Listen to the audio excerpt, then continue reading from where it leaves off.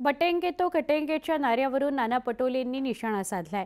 योगींनी उत्तर प्रदेशातच आपलं राजकारण ठेवावं, शिवरायांच्या महाराष्ट्रात घाणेरडं राजकारण करू नये, महाराष्ट्राची जनता हे अजिबात स्वीकारणार नाही असा घणाघात नाना पटोलेंनी केला। और यहाँ आके वो लोग बटेंगे तो कटेंगे की बात करते। महाराष्ट्र के प्रश्न पे बात करो, ये कोई देश का चुनाव नहीं है।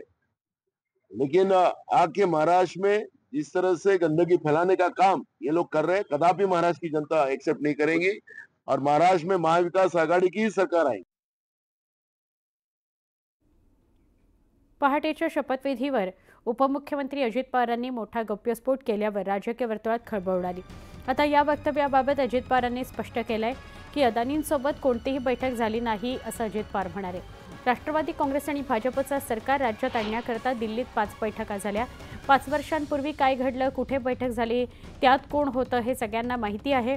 अमित शहा, गौतम अदानी, प्रफुल्ल पटेल, देवेंद्र फडणवीस, मी स्वतः आणि शरद पवार साहेबही बैठकीत हजर होते असा दावा अजित पवारांनी केला होता। त्यावेळी राजकीय वर्तुळात चर्चा सुरू झालेली आहे।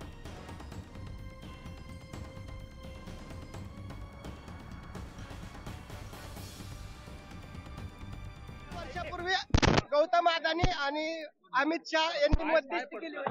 नाही, अशी काही मध्यस्थी झाली नाही, अशी काही मध्यस्थी झाली।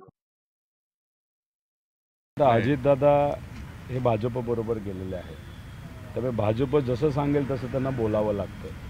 ह्याच्यामध्ये अजून स्पष्टता आणायची असेल तर मी मीडियाला सुद्धा विनंती करेल, राज्य सरकारला सुद्धा विनंती करेल आणि केंद्र सरकारला सुद्धा की अडाणी साहेबांना डायरेक्ट विचारा की खरं काय घडलं होतं, मग आपलं दूध का दूध आणि पाणी का पाणी होईल।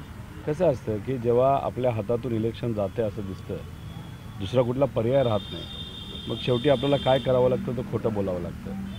मग केविलवाला प्रयत्न असावा खोटं बोलून कसं तरी आपले उमेदवार तिथे निवडून यावेत, आणि तो प्रयत्न अजितदादा करताना आपल्याला सगळ्यांना बघायला मिळेल।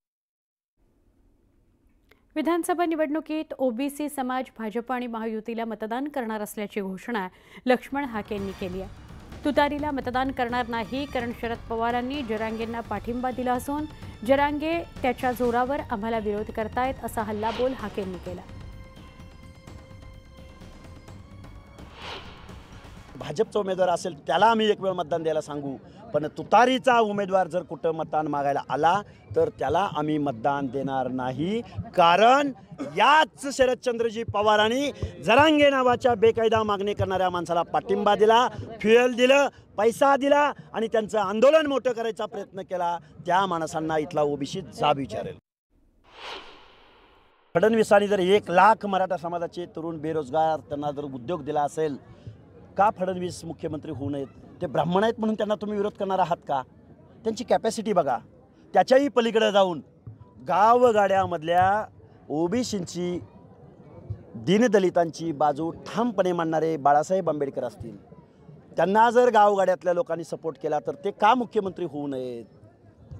त्याचबरोबर ओबीसींचा आवाज बुलंद करण्यात सक्सेस जो म्हणून कुठला ओबीसीचा नेता होईल त्या माणसानं मुख्यमंत्री का होऊ नये?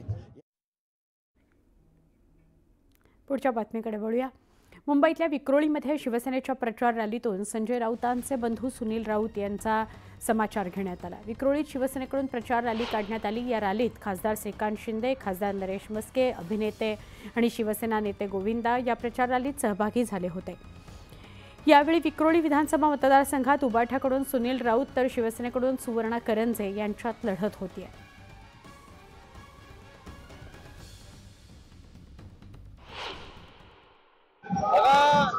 हे जे उभाटावाले त्यांची महिलांच्या प्रती अशी भावना आहे, ही तुम्हाला सायना एनसी यांच्याबद्दलचं वक्तव्य अरविंद सावंत यांनी केलं त्याच्यावरून कळलं।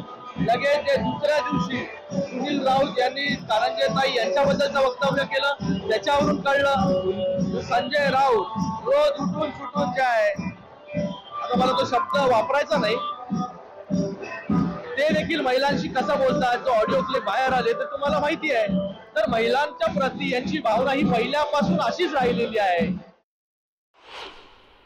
देखिए, जो शब्दों से गरीब हो गए वो अमीरी क्या दिखाएंगे जीत और विजय के बाद, ये सोचने का विषय है।